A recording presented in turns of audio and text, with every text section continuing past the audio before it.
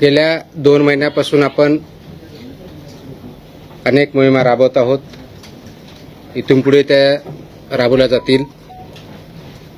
आपला जो ध्येय आहे safe food, safe drug, safe Maharashtra, ते अचीव करण्यासाठी आपण वेगवेगळे आदेश देत आहोत. आतापर्यंत आपण प्रोहिबिशनची ऑर्डर, गुटखा जे आहे त्याबद्दल ऑर्डर काढली, मोकोकाची ऑर्डर काढली, त्याचं इम्प्लिमेंटेशन चालू आहे. त्याचबरोबर आपण दुसरी हॉटेल्स, रेस्टॉरंट आणि इटरीज याच्याबद्दलची कंप्लायन्स ऑर्डर केली, त्याची कारवाई चालू आहे, त्याचेही परिणाम होत आहेत. त्यानंतर आपण मिल्क आणि मिल्क प्रॉडक्ट्सच्या बाबतीतल्या ऑर्डर काढल्या, त्याच्याही कारवाई चालू आहे. फूड सेफ्टी अथॉरिटीनुसार जे काही आपल्या जवळजवळ 18 प्रकारच्या फूड कॅटेगरीज केलेल्या आहेत, त्याच्यावरती महाराष्ट्रामध्ये सर्व ठिकाणी कारवाई चालू आहे. आणि आपण जे ध्येय ठेवलेलं आहे safe food, safe drug, safe Maharashtra, याच्यामध्ये याच सिरीजचा पुढचा पार्ट म्हणून आणि अत्यंत महत्त्वाचा पार्ट म्हणून आपण काल एक ऑर्डर इश्यू केलेली आहे, ज्याच्यामुळं सेफ फूड आणि सेफ महाराष्ट्र होण्यामध्ये हे पुढचं पाऊल ठरेल. आपल्याला माहिती आहे की महाराष्ट्रामध्ये जवळजवळ 1,08,000 शाळा आहेत आणि जवळजवळ 2 कोटीपेक्षा जास्त विद्यार्थी या शाळेमध्ये जातात. आणि शाळेमध्ये कोणत्या प्रकारचं अन्न द्यावं, कशा पद्धतीनं द्यावं, याचे काही नियम ठरलेले आहेत. त्याला आपण जे नियम म्हणतो ते स्कूल फूड किंवा सेफ फूडच्या बाबतीत जे आहेत आणि न्यूट्रिशनल स्टँडर्ड्स स्कूलमधले जे असतात त्या पद्धतीनं इम्प्लिमेंट करणं हे अपेक्षित आहे. तर हे जे रूल्स आहेत हे 2020 मध्ये हे रूल्स आले. त्याला आपण म्हणतो safe food, balance diets and balance diet for children in school regulation 2020. हे 2020 मध्ये आले आणि 2021 पासून याचं इम्प्लिमेंटेशन सुरू झालेलं आहे. तसं असतानाही बऱ्याच बाबतीत त्याच्यामध्ये काही कन्फ्युजन आहे, क्लॅरिटी काही लोकांना नाही आहे. विशेष करून कोणत्या विभागानं कोणतं काम करायचं, याची जबाबदारी कोणत्या विभागाची आहे, मुख्याध्यापकांनी काय करायचं, पेरेंट्सनी काय करायचं, तिथल्या फूड बिझनेस ऑपरेटरनी काय करायचं, FDAनी काय करायचं, याच्याबद्दलही क्लॅरिटी बऱ्याच अंशी नाही आहे. आणि म्हणून काल आपण याच्याबद्दलची safe food for every school child in Maharashtra state wise compliance order dated 27 जुलै 2026 रोजी आपण इश्यू केलेले आहेत.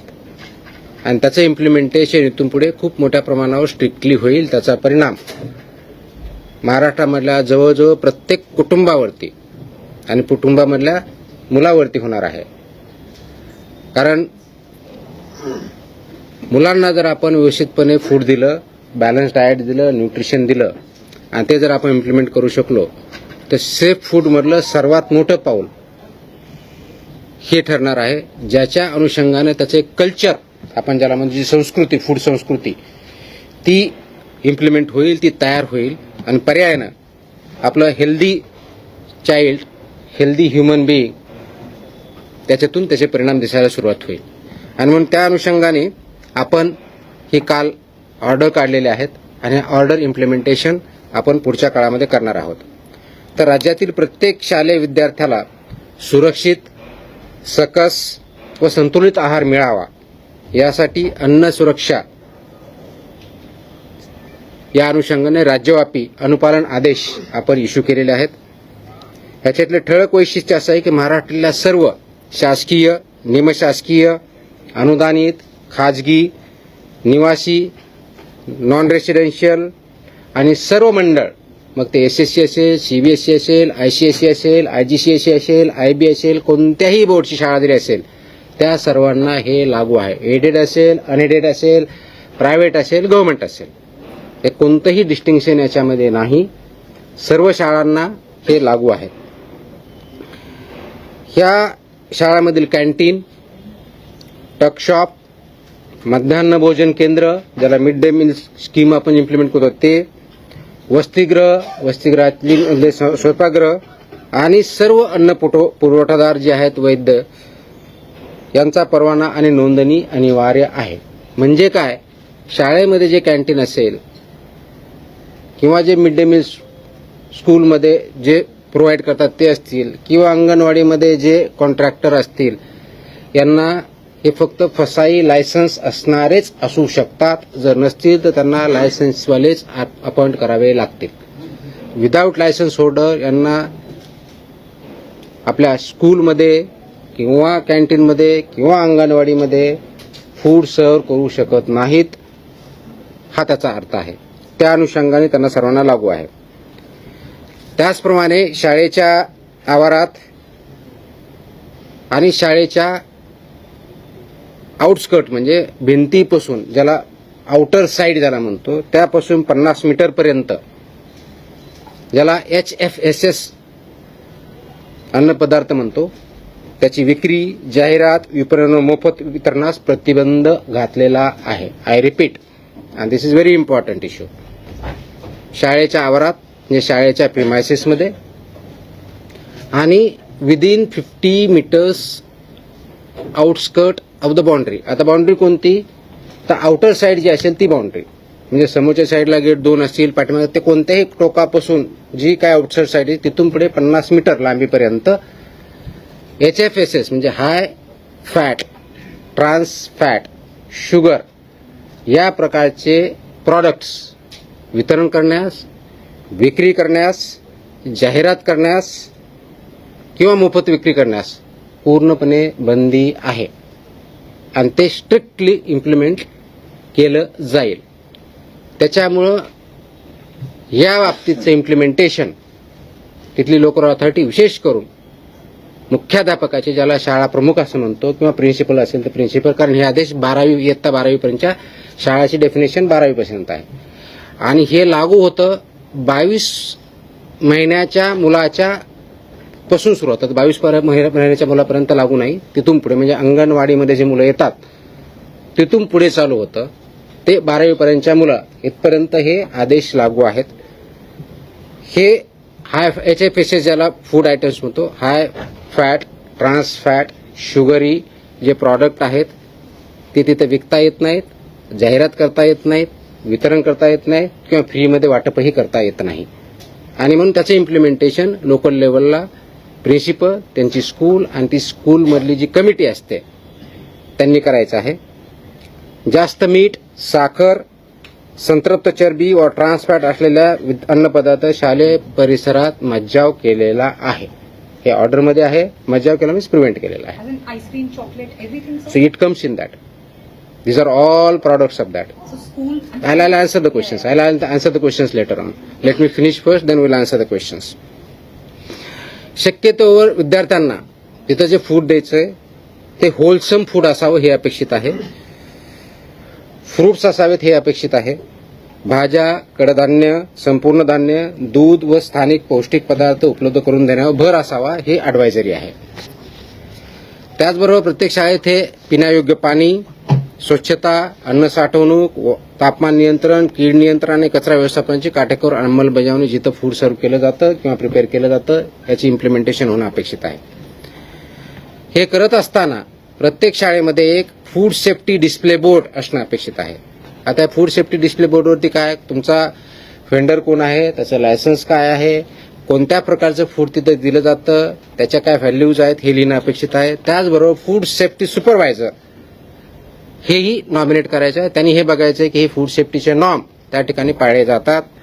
हेल्थ अँड वेलनेस अँबॅसेडर सुद्धा ते अपॉइंट करणं अपेक्षित आहे over a period of time, की त्या शाळेमधून कोणी विद्यार्थी असू शकेल, शिक्षक असू असेल, जो कोणी असेल त्यांनी तो अपॉइंट करायचा आहे. किंवा नोडल अधिकारी नियुक्त करणं हे पुढच्या काळामध्ये आपण बंधनकारक करत आहोत, ते आवश्यकता आहे. जेणेकरून हा आपला सेफ फूडच्या बाबतीतला, न्यूट्रिशनल फूडच्या बाबतीतला, बॅलन्स डाएटच्या बाबतीतला अवेअरनेस आणि सेन्सिटायझेशन विद्यार्थ्यामध्ये, शिक्षकामध्ये, शाळेमध्ये आणि पॅरेंट्समध्ये केला जाईल हे त्याच्यातून अपेक्षित आहे. प्रत्येक शाळेची वर्षातून किमान 2 वेळा अन्न सुरक्षा तपासणी आम्ही करणार आहोत, किमान 2 वेळेस, आणि किमान एक अन्न नमुना संकलन करून त्याची तपासणी करणार आहोत. तर ह्या ऑर्डर आम्ही ऑलरेडी आमच्या विभागाला दिलेल्या आहेत आणि त्याचं इम्प्लिमेंटेशन आपण करणार आहोत. नियमभंग करणाऱ्या ज्या शाळा आहेत, कॅन्टीन आहेत, पुरवठादार आहेत किंवा विक्रेता असतील त्यांच्या विरुद्ध ज्या प्रमाणात ऑफेन्स असेल सुधारणा नोटीस देण्यात येतील, परवानाच्याबद्दलची कारवाई करण्यात येतील, सस्पेन्शनची करता येईल, फूड जे आहे त्याच्याबद्दल जप्ती कारवाई केली जाईल आणि आवश्यकता वाटल्यास दंड किंवा प्रॉसिक्युशन सुद्धा करण्यात येईल. यामध्ये इम्प्लिमेंटेशन में सर्वात महत्त्वाचा रोल जो आहे तो शालेय शिक्षण विभागाचा, स्कूल एज्युकेशन डिपार्टमेंटचा आहे. शिक्षण मंडळ जे आहेत आपले जे बोर्ड असतात त्यांचा आहे.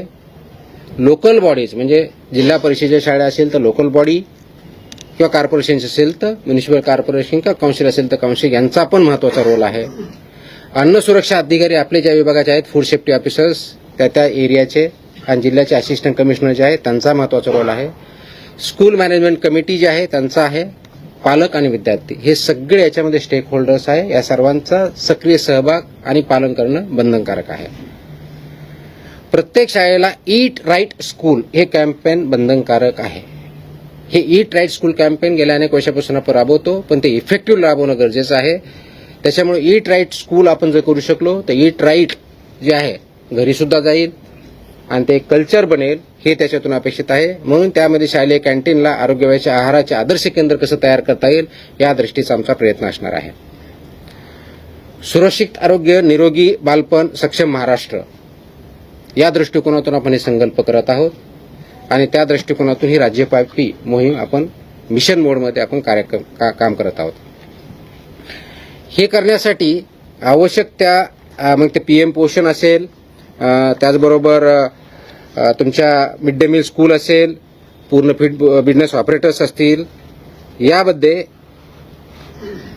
22 वर्षानंतरच्या सर्व काही ठिकाणी आपण पाळणाघर म्हणतो ते पण असू शकतील, डे केअर असतील. हे आपण पाळणाघर आणि डे केअर सेंटर जे 22 महिन्यांच्या मुलापर्यंत जे असतात ते याच्यातून वगळलेले आहेत. परंतु शाळामध्ये जे आपल्याला फूड द्यायचे ते नॅशनल NIN ज्याला म्हणतात राष्ट्रीय पोषण संस्था, इन्स्टिट्यूशन ऑफ न्यूट्रिशन NIN यांनी काही त्याचे मार्गदर्शक तत्व दिले ते त्यांनी पालन करायचे आहेत. या मार्गदर्शक तत्व मध्ये काय सांगितलंय तर होलसम फूड द्यायचंय, व्हेजिटेबल्स द्यायचे आहेत, फ्रुट्स द्यायचे आहेत, प्रोटीन आणि प्रोटीन रिलेटेड फूड किंवा मिल्क अँड मिल्क प्रॉडक्ट जे आहेत ते द्यायचे आहेत आणि HFSS जे प्रॉडक्ट्स आहेत ते अवॉइड करायचे, ते प्रिव्हेंट करायचे हे अपेक्षित आहे. हे करत असताना शाळा व्यवस्थापन हे अन्न सुरक्षिततेसाठी प्राथमिक जबाबदार असणार आहे. त्याच्यामधलं प्रिन्सिपल आणि स्कूल मॅनेजमेंट याची प्रायमरी रिस्पॉन्सिबिलिटी ही असणार आहे आणि त्यांना जिथं जिथं आवश्यकता लागणार आहे, मदत लागणार आहे, आमचा विभाग आपण करणार. म्हणजे school education department, school management, school education department आणि त्याबरोबर जी एन्फोर्समेंटच्या दृष्टीनं लायसन्सची असेल किंवा याच्या बाबतीतले असेल ते FDA food and drug administration याच्याबद्दल मदत आपण करणार आहोत. शेड्यूल 4चे जे निकष आहेत ते आपण पाठीमागच्या ज्या ऑर्डर जर बघितल्या त्याच्यामध्ये शेड्यूल 4 म्हणजे फूड कसं प्रिपेअर करायचं, त्याच्यावर कोणते स्टँडर्ड्स असावेत, कोणते रेग्युलेशन इम्प्लिमेंट, ते सर्व रेग्युलेशन्स इथं लागू होतात. त्या दृष्टिकोनातून ते सर्व स्वच्छता निकष असतील, ट्रेन मॅन पॉवर किंवा फूड हँडलर्स असतील, हेल्थ अँड वेलनेस अँबॅसेडर असेल किंवा नोडल ऑफिसर असेल, हे सर्व तिथं अपॉइंट केले जातील. त्याचबरोबर प्रवेशद्वारावर त्याच्यावरती चेतावणी दिली जाईल. त्याच्यावरती लिहिलेलं असेल की HFSS चे प्रॉडक्ट इथं विक्री करण्यास किंवा ॲडव्हर्टाईज करण्यास किंवा फ्री विकण्यास किंवा तिथं वाटप करण्यास मनाई आहे. हे त्यांच्या गेटवरतीच किंवा दरवाजावरती ठळक अक्षरामध्ये बोर्ड लिहिला जाईल. सो दॅट ही एक वॉर्निंग सर्वांना असेल. त्याचबरोबर पेरेंट्स यांना सुद्धा त्याच्यामधून अवेअरनेस तयार होईल आणि हेल्दी फूड आपल्या मुलांमध्ये जाईल हे अपेक्षित आहे. त्याचबरोबर फूड सेफ्टी डिस्प्ले बोर्ड हा प्रॉमिनंट प्लेसला असेल आणि फूड सेफ्टी सुपरवायझर याची सुद्धा पूर्तता करणं हे बंधनकारक असेल. आणि आता मी सांगितलं त्याप्रमाणे 50 मीटरच्या परिघामध्ये HFSS चे कोणतेही प्रॉडक्ट विकले जाणार नाहीत किंवा ॲडव्हर्टाईज केले जाणार नाहीये.